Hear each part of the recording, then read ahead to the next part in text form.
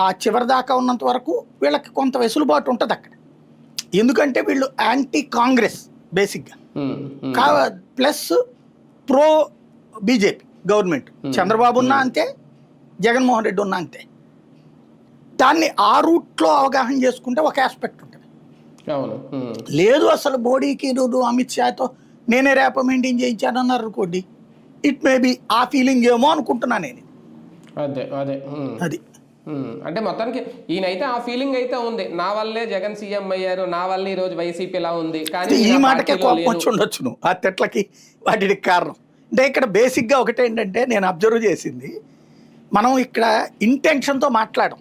ఇప్పుడు మొన్న కూడా మీరు డిబేట్ స్టార్ట్ చేసినప్పుడు కూడా నాకు ఎప్పుడు టాపిక్ చెప్పరు, టైటిల్ ఏది ఉండదు, డైరెక్ట్గా సీన్లో కూర్చుని మాట్లాడకుండా నేను నా ఒపీనియన్ మాట్లాడేస్తుంటా, అంతే కదా.